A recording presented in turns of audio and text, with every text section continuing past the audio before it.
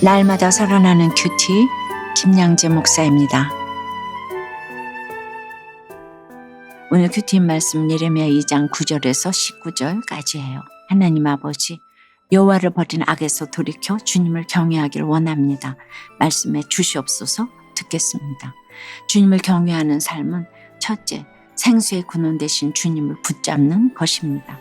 오늘 9절에 그러므로 내가 다시 싸우고 너희 자손들과도 싸우리라. 여호와의 말씀이니라고 해요. 우리가 이 세상에서 진정으로 싸워야 할 대상을 찾지 못하면 하나님과 싸우려고 하지요. 10절에 너희는 기띔 섬들에 건너가 보며 게달에도 사람을 보내 이 같은 일이 있었는지를 자세히 살펴보라고 해요. 기띔은 이스라엘의 서쪽에, 게달은 동편에 있는 민족입니다. 이것은 이방 세계를 총칭하는 표현인데 11절에 어느 나라가 그들의 신들을 신 아닌 것과 바꾼 일이 있느냐. 그러나 나의 백성은 그의 영광을 무익한 것과 바꾸었도다라고 합니다.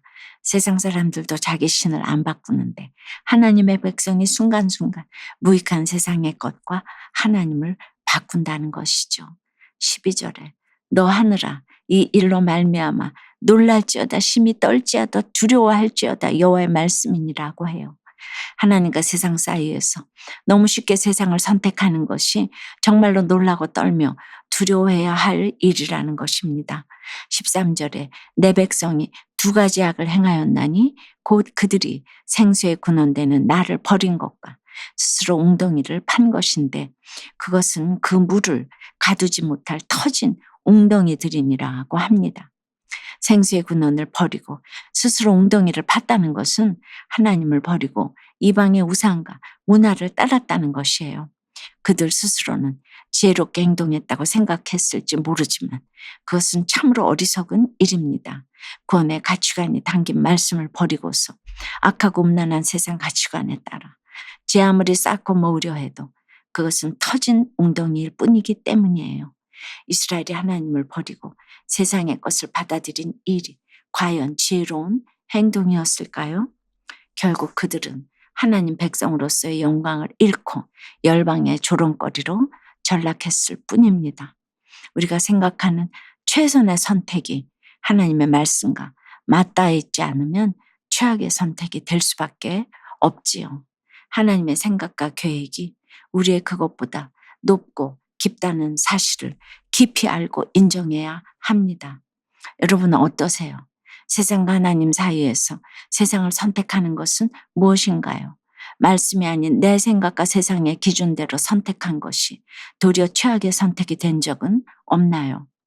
또는 이해할 수 없지만 말씀대로 선택하여 오히려 최고의 선택이 된 경험이 있나요? 주님을 경외하는 삶은 둘째 세상과 타협하지 않는 것입니다. 14절에 이스라엘이 종이냐 시종이냐 어찌하여 포로가 되었느냐라고 해요. 하나님은 우리를 종으로 부르신 것이 아니라 하나님의 백성으로 자녀로 부르셨지요. 그런데 어쩌다가 포로가 되었냐는 한탄이에요. 그런데 누가 그들을 포로로 삼았나요? 앞절 내용의 맥락을 보면 그들이 포로가 되기로 자처한 것과 다름이 없습니다. 그러니 누구 탓을 할 것도 아니죠. 사로잡히게 된 것이 바로 내 삶의 결론이라는 말입니다. 15절 16절에 어린 사자들이 그를 향하여 부르짖으며 소리를 질러 그의 땅을 황폐하게 하였으며 그의 성읍들은 불타서 주민이 없게 되었으며 노가 다바네스의 자손도 내 정수리를 상하였으니라고 해요. 노가 다바네스는 성경에서 주로 애굽을 표현할 때 언급되는 도시들이지요. 이스라엘 백성은 어려움을 당할 때 종종 애굽으로 도피했어요. 식량도 풍부하고 문명과 문화의 중심지였기에 이스라엘 백성에게는 아주 매력적인 곳이었겠죠. 그래 보였던 그곳이 정수리를 상하게 한다고 합니다. 도움이 될 줄 알았던 애굽이 오히려 치명타를 입혔다는 것이지요. 아무리 좋아 보여도 그곳은 하나님이 종살이로 고통받던 이스라엘 백성을 건져내신 곳이잖아요. 그러니 잠시 어려움을 만났다고 다시 애굽으로 돌아간다는 것이 얼마나 어리석은 일입니까? 그야말로 파멸과 심판을 자초하는 일이었어요. 세상과 타협하는 것이 당장에는 숨통이 트이고 평안해 보이는 선택처럼 보이지만 오히려 그래서 하나님을 떠나 심판의 자리로 가는 길이기도 합니다. 세상과 타협하지 않는 것이 주님을 경외하는 삶이에요. 적용 질문이에요. 힘든 내 삶의 숨통을 트이게 해주는 곳을 찾아 세상을 기웃거리는 것은 무엇입니까? 세상과 타협하며 하나님을 떠나는 선택을 하고 있지는 않나요? 직장에서 직위해제를 당하고 원하지 않는 일을 하게 된 것이 세상 가치관을 버리게 하시려는 주님의 사랑의 징계임을 깨닫고 회개했다는 한 성도님의 큐티인 묵상 간증이에요. 저는 직장에서 직위해제를 당하고 주식이 폭락하는 사건을 겪으며 하나님 앞에 엎드리게 되었어요. 제가 100% 죄인임을 깨닫고서 남은 인생은 주를 위해 살기로 결단했지요. 그러던 어느 날 저는 직장에서 명예퇴직 권고를 받았어요. 그날 큐티 본문은 발람의 저주를 축복으로 바꾸어 너를 그의 손에서 건져낼 것이다 라는 여호수아서 큐티 말씀이었어요. 하나님과 바꾸었던 모든 무익한 것을 버리고 오직 여호와만 섬기라는 말씀을 묵상하며 퇴직 후 하나님이 맡기실 일을 기대했죠. 그런데 주님이 제게 허락하신 일은 생각지도 못한 요양보호사였어요. 저는 기껏 이런 일을 하라고 은퇴하게 하셨어요? 하면서 하나님 원망했죠. 그러자 또 주님은 저의 온전한 믿음과 구원을 위해 잠시 천사보다 못하게 한 것이라는 히브리서 말씀으로 위로해 주셨습니다. 억지 순종으로 요양보호사 근무를 시작한 첫날 말씀을 묵상하다가 지난날 저의 낙태의 죄가 떠올랐어요. 그제야 저는 내 고난이 내 죄보다 가볍다는 것을 인정하며 감사하는 마음으로 영구 임대 아파트에 사시는 어르신들에게 복음을 전하며 섬길 수 있었답니다.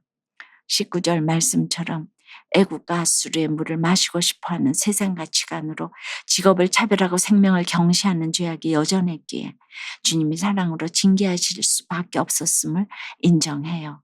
그 크신 사랑 기억하며 앞으로 여호와만 섬기며 살아가길 간절히 소원해요. 저의 적용은 현재 어린이집 교사로 일하고 있는데 제게 맡기신 아이들을 내 자녀처럼 대하고 섬기겠습니다. 내 죄 때문에 인구 절벽 문제가 온 것을 인정하고 회개하는 마음으로 나라를 위해 기도하겠습니다. 입니다. 19절에 네 악이 너를 징계하겠고 네 반역이 너를 책망할 것이라. 그런즉 네 하나님 여호와를 버림과 내 속에 나를 경외함이 없는 것이 악이요 고통인 줄 알라. 주 만군의 여호와의 말씀이니라고 하십니다. 하나님을 경외하지 않으므로 하나님을 버리는 것이 곧 악입니다. 이것이 오늘 말씀의 결론이에요. 다시 말해서 악함은 하나님을 경외하는 가치관 자체가 없는 것입니다. 사랑하는 여러분, 하나님을 사랑하고 그분을 경외하는 것이 지혜의 근본이에요. 지혜는 곧 성경적 가치관이고 그것을 말씀대로 적용하는 삶으로 나타나죠. 하나님 앞에서 우리의 삶이 어떠한지를 늘 돌아보며 악이 아닌 하나님의 선하심을 의지하여 하나님의 뜻대로 선택하는 저와 여러분이 되길 주님의 이름으로 축원합니다. 기도드립니다. 주님, 생명의 근원은 주님이신데 우리는 주님이 아니라 늘 세상을 기웃거리며 스스로 웅덩이를 파고 모으며 싸우려고 합니다. 그것이 터진 웅덩이인 줄도 모르고 수고롭게 파지만 더 갈증이 나고 비참한 맘 더하는 인생이 되는지도 모릅니다. 늘 내가 쉴 수 있을 것 같고 나를 도와줄 것 같은 애굽을 찾으려 하기에 진정 우리의 실만한 물가와 푸른 초장이 되시는 주님을 만날 수 없습니다. 누구 때문이 아니라 내가 하나님을 경외하지 않는 악을 선택하기에 고통당할 것밖에 없음을 기억하게 해 주시옵소서. 진짜 악은 하나님을 버리는 것이고 진짜 고통은 내 속에 하나님을 경외함이 없는 것임을 깨닫게 도와 주시옵소서. 그래서 하나님을 경외함으로 말씀의 가치관을 따라 생명을 살리는 선택을 하며 살아갈 수 있도록 역사해 주시옵소서. 그래야 생명의 근원 되신 주님을 버리고 스스로 웅덩이를 파는 악에서 돌이킬 수 있도록 인도해 주시옵소서. 예수 그리스도 이름으로 기도드리옵나이다. 아멘. 지금까지 우리들 교회 김양재 목사님이었습니다. 큐티에 도움받기 원하시는 분들은 QTM 홈페이지 qtm.or.kr 또는 유튜브에서 QTM을 검색하시면 도움받을 수 있습니다. 자세한 문의사항은 지역번호 031-705-5360번으로 문의하시기 바랍니다.